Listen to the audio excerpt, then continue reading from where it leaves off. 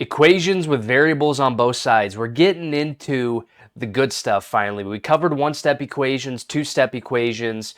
We talked about multi-step equations with variables on one side of the equal sign, and now we're on to equations with variables on both sides of the equal sign.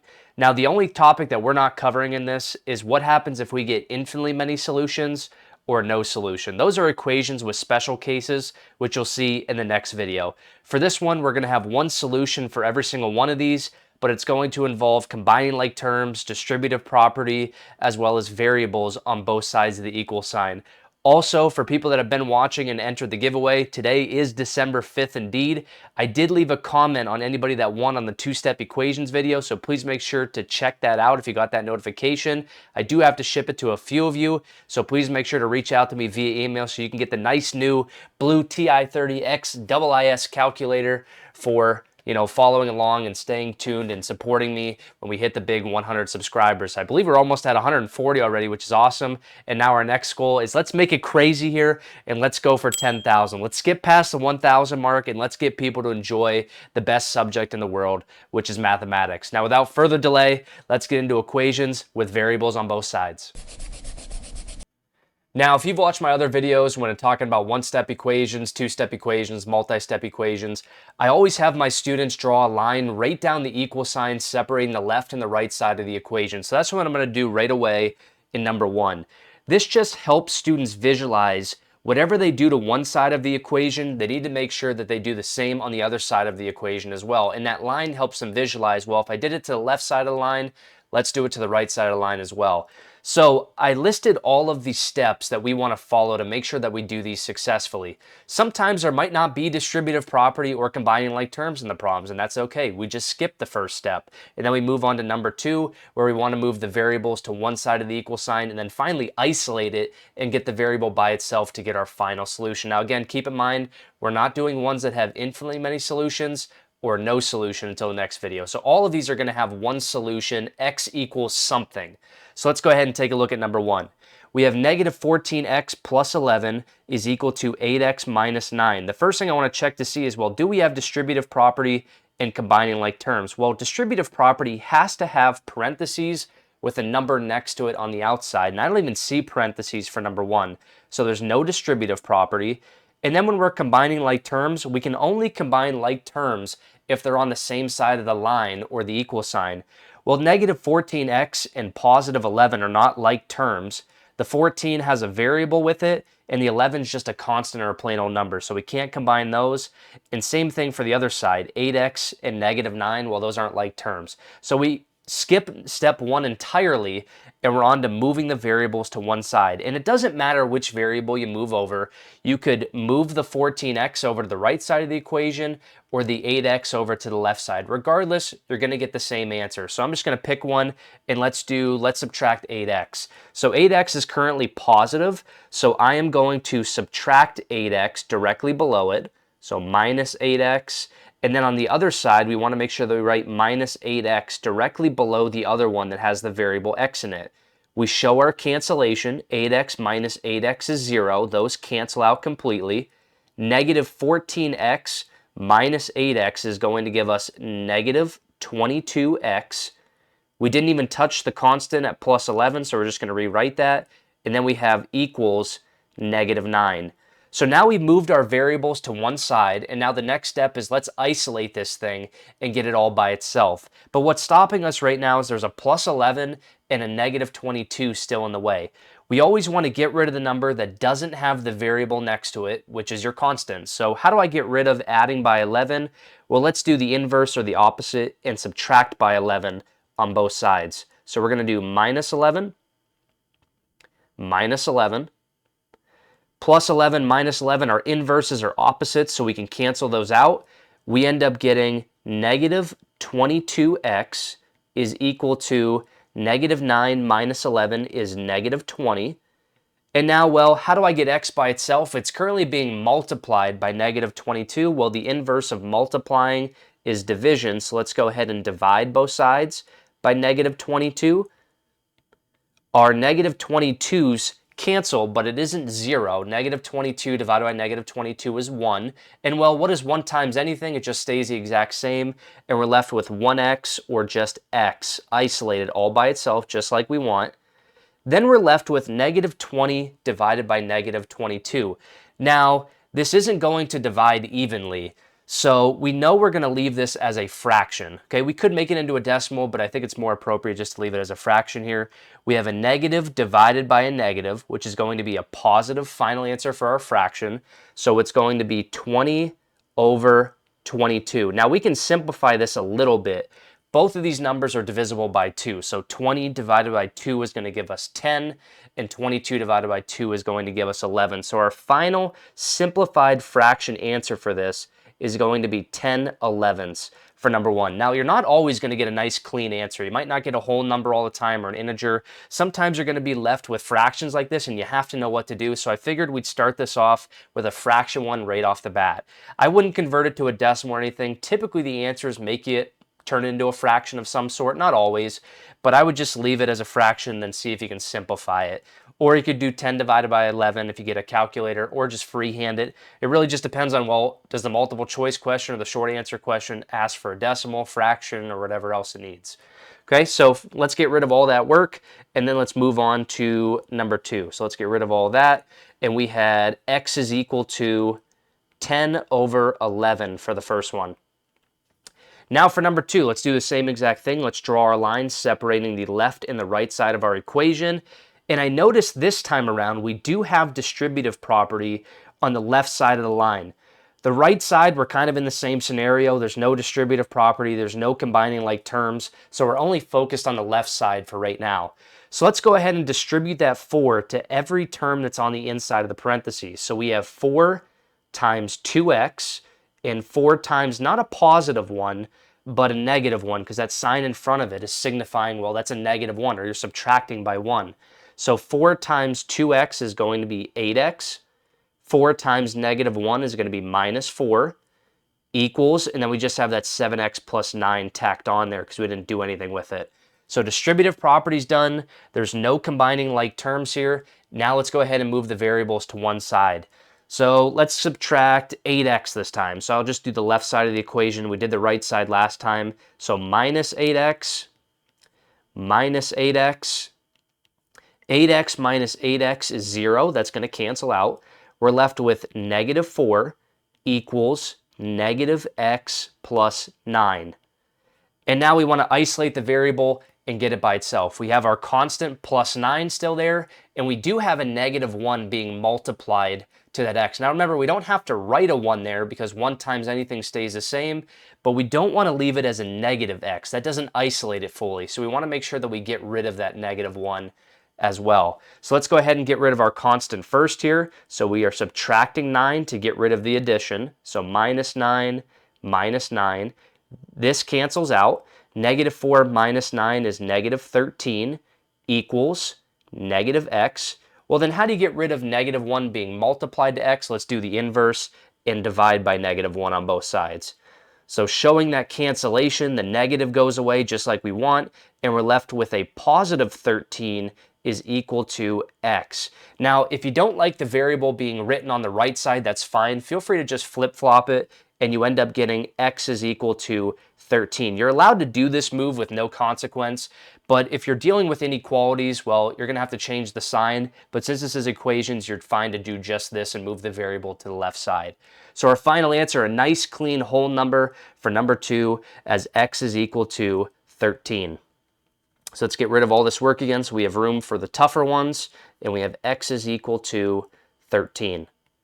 Now on to number 3. I notice we have a lot more involved here. Okay, let's make sure I don't run into the webcam here. We do have combining like terms on the left side, and we have distributive property on the right side. So let's go ahead and tackle both of those right off the bat. On the left side, we have a 13x and a plus 7x. Those are like terms because they have a variable of x in common with each other, whereas the plus 30 is just a constant and all by itself, so we can't do anything with it.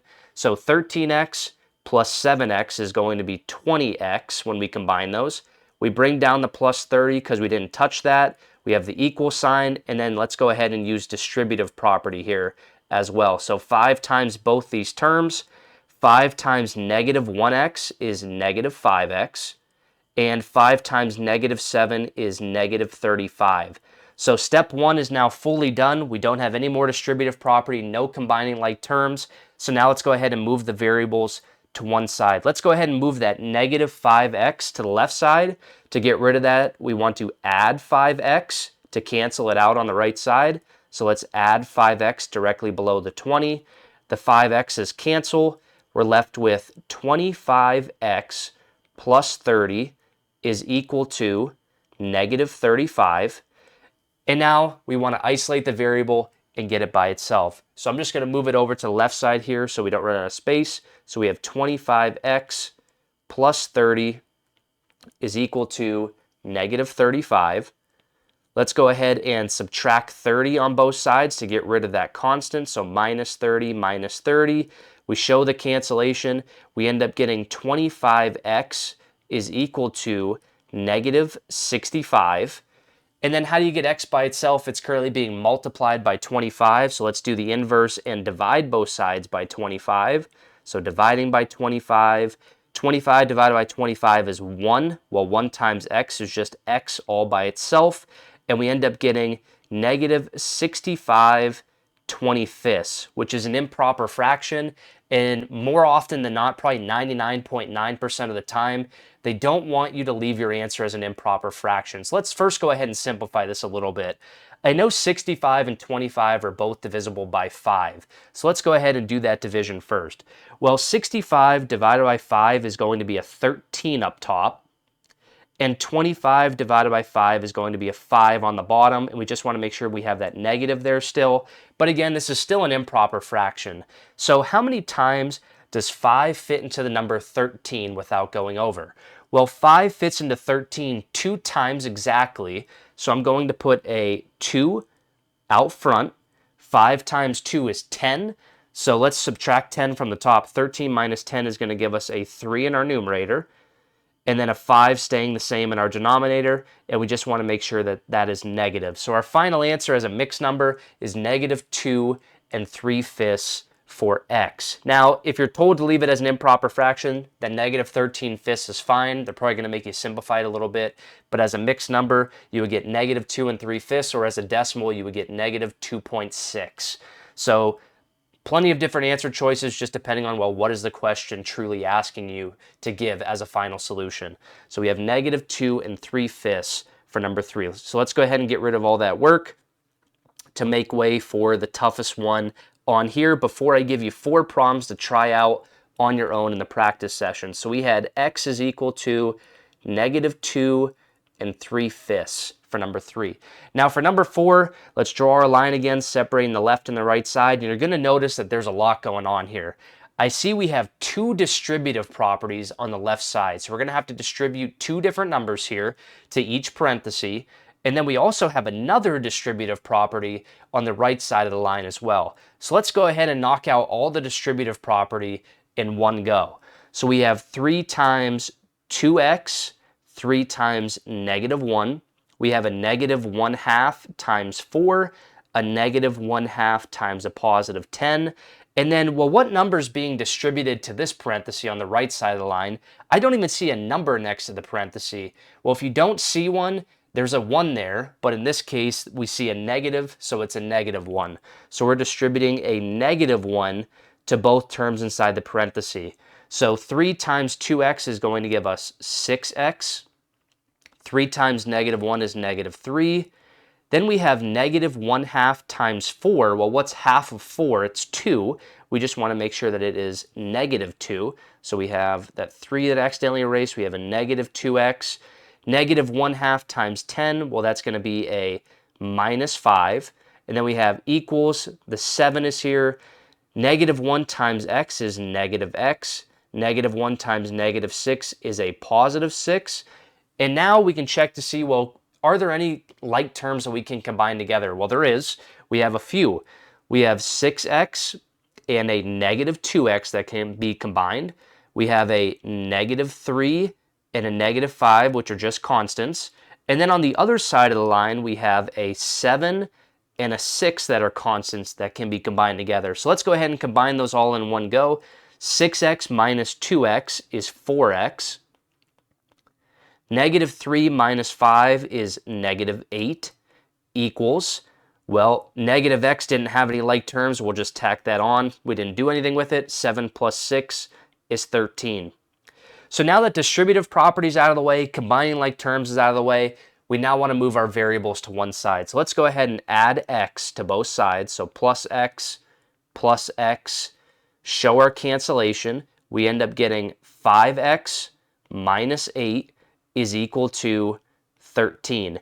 And now we're down to our final step. Let's isolate the variable and get it by itself. So 5x minus 8 is equal to 13. We want to add 8 to both sides to get rid of that constant first. So plus 8, show the cancellation. We end up getting 5x is equal to 13 plus 8 is going to give us 21. And then let's go ahead and divide both sides by 5. And we end up getting x is equal to 21/5. Again, if you need to keep it as an improper fraction, this is the way to leave it, 21 over 5. You can't simplify this at all, but you can turn it into a mixed number if you need to. Well, 5 fits into 21 4 times, so 4 is going to go out front. 5 times 4 is 20. Subtract that from your current numerator. You end up with 1 in your numerator and a 5 in your denominator, and your final answer is 4 1/5, or if you need it as a decimal, it's 4.2, or again as an improper fraction, 21 over 5. So those are the 4 problems I wanted to show you with equations that have variables on both sides of the equal sign.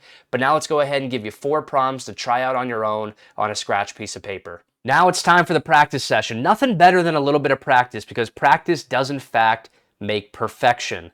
Now there's 4 problems I want you to try. Grab a scratch piece of paper, write on something, show all of your work. Don't skip steps, take your time on it. You saw I didn't really skip anything at all there. I went from start to finish following step 1, 2, and 3, so you should be doing the same exact thing. Use those previous 4 questions that I showed you as well to kind of help guide you through these, and then try out all 4 of them on your own. When you think you have all the answers right, come back and play the video and see if you went 4 for 4. So I'm assuming at this point you've tried out all 4 practice session problems and you're ready to go over the answers. So let's go ahead and dive into number 1. We're going to draw our lines separating the left and the right side right off the bat. I don't see distributive property. I don't see combining like terms. So we're going to move our variables to one side right off the bat. So let's go ahead and subtract 2x on both sides. Or you could have subtracted 6x. It doesn't matter. You get to the same answer regardless. Show the cancellation. We get 4x minus 4 is equal to 12. We're going to add 4 on both sides to get rid of that constant. Show the cancellation again. We get 4x is equal to 16. And then finally, you should have divided both sides by 4. Cancel the 4's out. And you got a nice clean answer of x equals 4 for number 1. I wish more of my problems for the lesson would have been a nice clean answer. We got kind of stuck with a few improper fractions. So that was nice to get for you guys in the practice session for number 1. So we got x is equal to 4 for the first one. So hopefully you're 1 for 1. And now let's jump over to number 2. Draw our line again. We have distributive property on the left side. So let's go ahead and distribute that 5 to both terms. We get 5x minus 10 is equal to 3x plus 6. We're moving our variables to one side now. Let's subtract 3x on both sides. So minus 3x, show the cancellation. You get 2x minus 10 is equal to 6. Let's get rid of that constant by adding 10 on both sides. We end up getting 2x is equal to 16. And then finally, let's divide both sides by 2. And we end up getting x is equal to 8 for the second one. So hopefully 2 for 2. And then moving on to the more challenging ones for the practice problems. So let's go ahead and get rid of all this. We had x is equal to 8. And now on to number 3. Again, drawing that line separating the left and the right side. We have combining like terms on the left side. We have a 9x and a negative 4x that need combined. And we have distributive property going on the right side. So let's go ahead and knock both those out in one go. So 9x minus 4x is 5x. That plus 6 just gets tacked on there, so 5x plus 6. 2 times 3x is 6x. 2 times a positive 5 is a plus 10. And now let's go ahead and move our variables to one side. So let's go ahead and subtract 5x. So minus 5x, minus 5x. These cancel out here. We get 6 is equal to x plus 10. And what's nice is we don't have a number being multiplied to x here. It's just a 1 there. Well, 1 times anything, it stays the same. It's not negative. So the only thing we have to actually do here is subtract both sides by 10. So minus 10, showing the cancellation. And you end up getting negative 4 is equal to x. Or if you wanted to flip it, you could keep it as x is equal to negative 4 for number 3. And then finally on to the very last one. Let's go ahead and get rid of that work here. We had x is equal to negative 4. And now for the doozy, right? This one I kind of threw a little bit more work at you to see if you could figure it out, change the fraction, added an extra distributive property, because if you can do this one, the other ones are going to be a breeze for you. So let's draw our lines separating the left and the right side of the equation. And we have a ton of distributive property. We have 2 distributive property on the left side of the line and 2 on the right. So let's go ahead and knock all those out right off the bat. So we have 5 times x, 5 times negative 3. We have negative 3/5 times 10x, negative 3/5 times a positive 5, 2 times this 4x and negative 1, and then a negative 1 being distributed again to 3x and negative 8. So let's go ahead and do these all in one go and then combine like terms afterwards. So we have 5 times x is 5x, 5 times negative 3 is negative 15, negative 3/5 times 10x, well, that's going to end up being negative 30 over 5x, and then 30 divided by 5 is 6. So we're going to have negative 6x, and then this one is going to be 15 over 5. 15 divided by 5 is 3, so a minus 3 here, equals 2 times 4x is 8x, 2 times negative 1 is negative 2, then we have a negative 1 times 3 is negative 3x, negative 1 times negative 8 is a positive 8. And now let's go ahead and combine like terms. We have a 5x and a minus 6x, a negative 15 and a negative 3 that need combined because they're just constants. Then we have an 8x and negative 3x and a negative 2 and a positive 8 that need combined. So 5x minus 6x is negative 1x, or just negative x. Negative 15 minus 3 is a minus 18, equals 8x minus 3x is 5x. Negative 2 plus 8 is going to give us a positive 6. So we have distributive property and combining like terms fully done now. Now let's go ahead and move our variables to one side. So let's go ahead and add x and add x. That'll get rid of this x on the left side. We're left with negative 18 is equal to 6x plus 6. Let's subtract 6 on both sides to get rid of that constant. We end up getting negative 24 is equal to 6x. And then, well, how do you get x by itself? It's currently being multiplied by 6. Let's go ahead and divide both sides by 6. 6 divided by 6 gives us 1. So we're left with just x equals, and this will be negative 24 divided by 6 is negative 4 for number 4. Or if you want to flip it, you could do x is equal to negative 4 if that makes you feel better.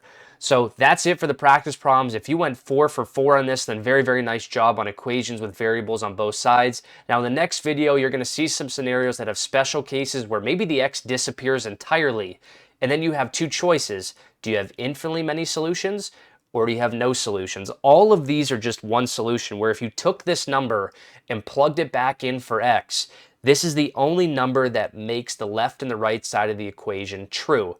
Whereas the other scenarios you're going to see are a little bit different, right? So we'll see you in the next video with equations with special cases. Again, congrats to anybody that got the blue TI-30 XIIS calculator. Nothing better than a brand new calc for the viewers, right? I appreciate you guys taking the time to watch. Again, like, comment, subscribe, follow along with more mathematics content, and we'll see you in the next video. Again, I appreciate you guys so much for taking the time to watch.